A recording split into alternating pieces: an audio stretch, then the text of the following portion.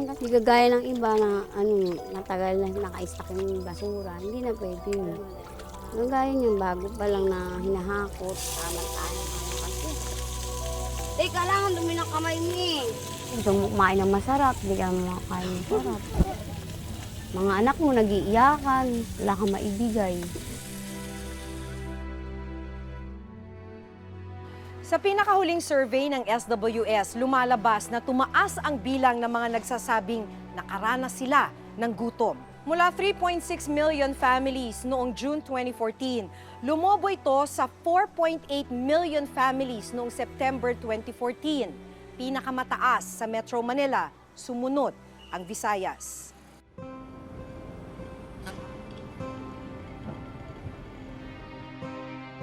Alauna ng madaling araw, imbes na natutulog, ay inabutan namin ang 8 buwang buntis na si Mary Chris Magnawa dito sa isang junk shop sa Tondo, Maynila. Pero hindi lang mga plastik at karton ang iniipon ni na Mary Chris. Dahil mula sa mga nakolektang basura na galing sa mga fast food chain, pinipili rin niya ang mga tira-tirang karne ng manok at iba pang ulam. Hindi na bago ang pangungulekta ng tira-tirang pagkain na kung tawagin ay pagpag. Dito po to sa namin, amo namin. Sa kanila itong mga anak ko namin kalakal. Tapos yung ganito, kagaya nito, sa amin yun. Hindi naman sa kanila.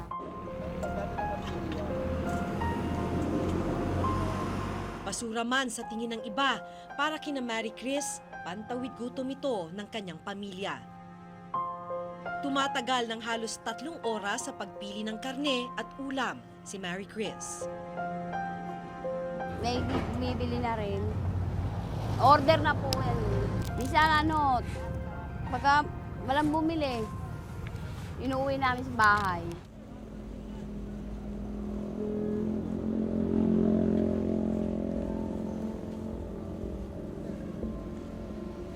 Hindi na ako.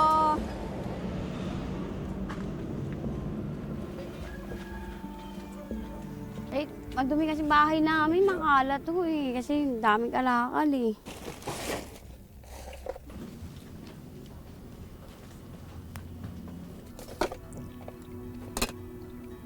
Pero man po, salo-salo pa yun natin. Ay, di makilambot eh.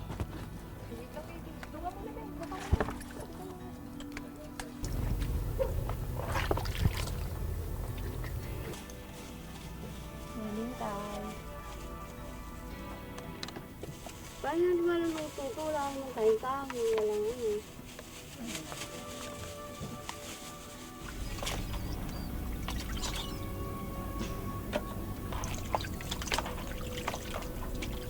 Malinis naman kasi gagaya ng iba na matagal na naka-stack yung basura, hindi na pwede yun.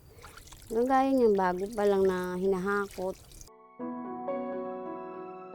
Pagkatapos mahugasan ang mga karne, saka pa lang makapagpapahinga si Mary Chris.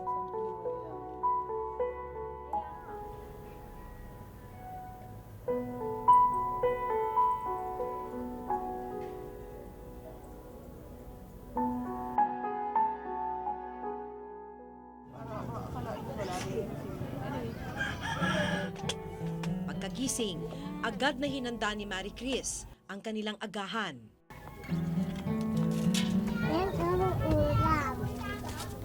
Ulam? Anong ulam? Yan, gusto mo yan? Sirok alaman. Tama tayo kasi. Kailangan dumi ng kamay mo eh.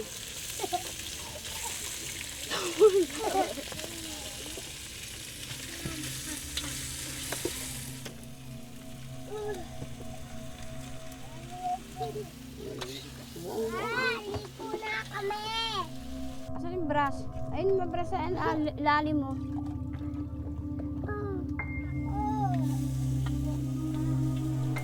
Ay, shampoo na ko.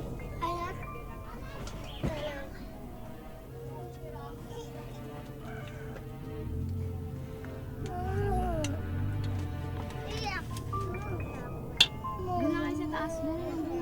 Saan ako? Pinagsaluhan ni na Mary Chris at ng kanyang mga anak na sina Sheila May, 6 na taong gulang, Maria Sheena, 4 na taong gulang. At Jade, 3 taong gulang, ang adobong pagpad. Wala akong pinapapilong pansit.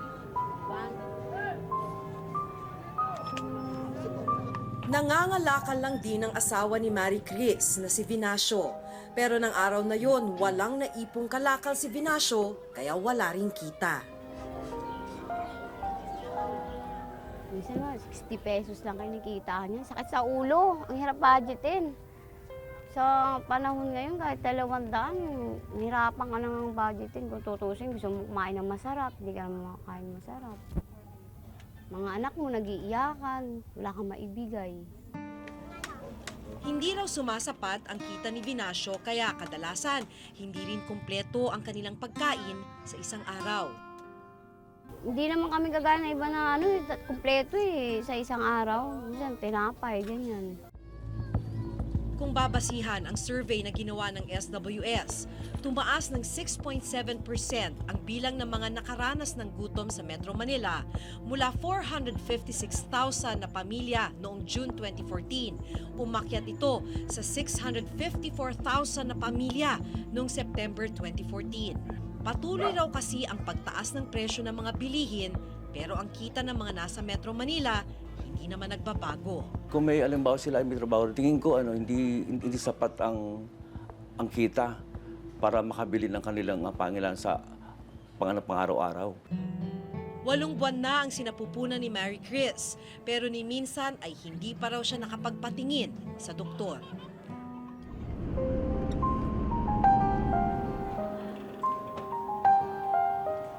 Kahapon, kasama ang kanyang mga anak, ay sinamahan namin sila sa health center.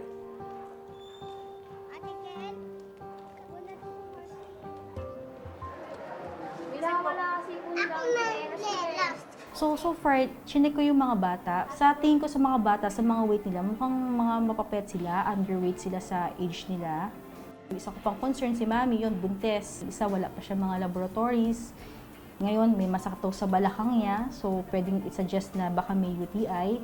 So, syempre, kung manganganak siya, kung meron siya infection sa pag-ihi niya, pwedeng maka-apekto yun sa baby sa paglabas. Kailangan ko talaga magpa-check up, prenatal, tsaka kunan ako ng ihi. Kasi baka daw manganak ako ng biglaan.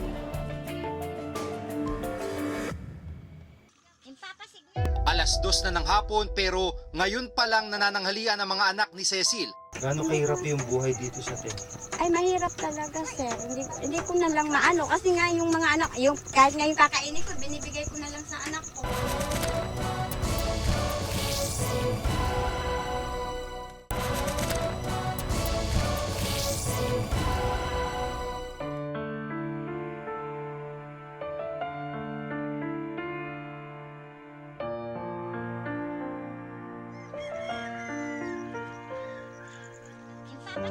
Alas 2 na ng hapon pero ngayon pa lang nanananghalian ang mga anak ni Cecil na sina Carlos at Jericho. Pansit at kanin ang pagkain nila nung araw na iyon. Yung bigas, binili namin na yung may tira akong kalahating kilo, bumili na lang ako ng kalahati. Tapos may yung natira kagabi, Maswerte pa raw sila dahil kadalasang lugaw lang ang kinakain ng kanyang mga anak. ano lang siya, ngayon nag-ano siya sa labor, 260 isang araw lang niya, sahod. Kulang, ginagawa ko. Oo, pinagkakasya ko. Mag-iisang taon na rin silang nakatira sa tent.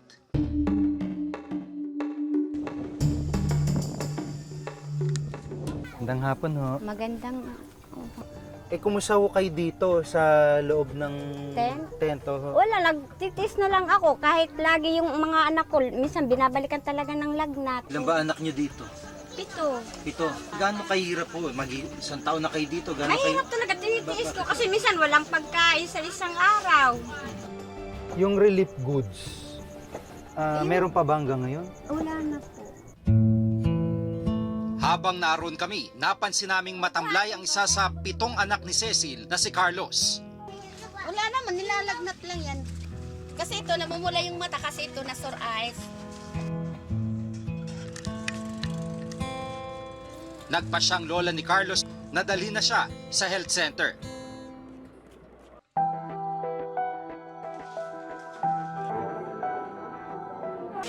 Ano yung temperature, ate? 38.6. Taas yan. Pero ang problema, wala palang doktor sa center na pinuntahan nila. After Yolanda, wala pang nasa na doctor dito. Dentist lang.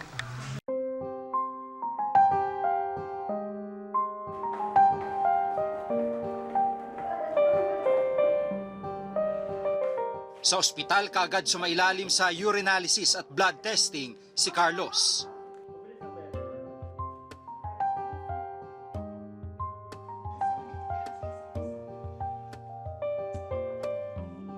I found out from the results na it's all normal, although yung hemoglobin niya a little low. His weight is 10 kilograms. That's just for 1 to 2 years old.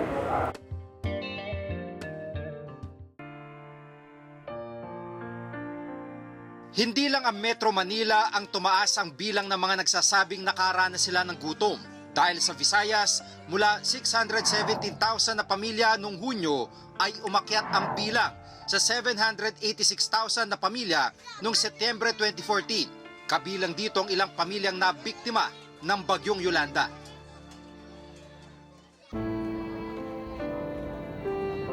Yero ba? November 2013, nang una kong makilala ang 11 taong gulang na si Rafael. Dito! Okay. Namatay ang kanilang ama matapos tangayin ng storm surge. Kaya ang kanilang ina ang mag-isang nagtataguyod sa kanila. Dahil wala pang tulong ng mga panahong nakilala namin sila, hilaw na saging ang lumalaman sa kanilang kumakalam na sikmura.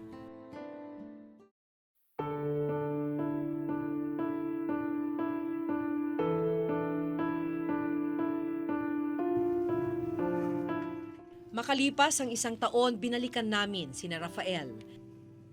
Inabutan namin sila sa transitional shelter na ibinigay sa kanila ng isang NGO o non-government organization.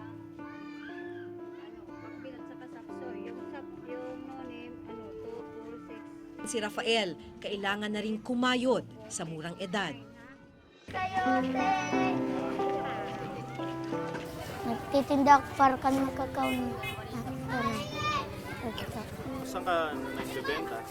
Doon sa mga bangkaws rin. Pansamantalang tumigil sa pag-aaral si Rafael para makatulong sa pamilya.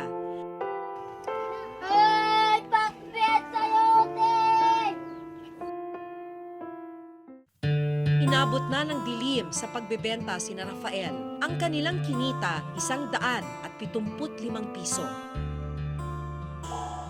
Malaking tulong na raw ang halagang ito para may pambili sila ng bigas at ulam nung gabing yon. Okay na po, hindi kami namimili ng pagkain. Kung ano nandyan po, kumakain kami. Masarap nga.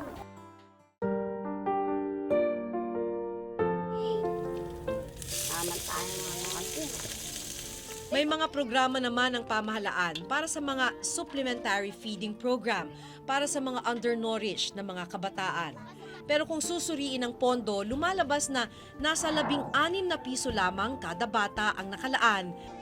Kaya isinusulong sa Senado ang Senate Bill No. 79 o ang sustansya sa Batang Pilipino Act kung saan araw-araw ay magbibigay ng libreng pananghalian sa mga nasa pampublikong paaralan. Tinatayang nasa 6 na milyong kabataan ang makikinabang dito. Pinaka-anchor program ng administrasyon na to, yung tinatawag nating conditional cash transfer kasi gusto nating maiangat yung mga talagang very poor at mailagay sila sa condition na magkaroon sila ng kakayahan na bilhin yung nandiyan na pagkain.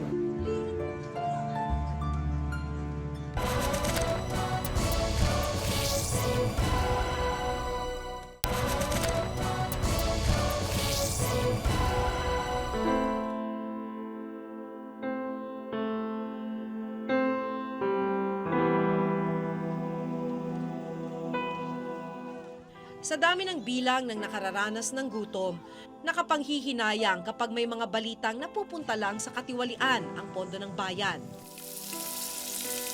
Tanong nila, kailan naman tutugunan ang kanilang kumakalam na tiyan?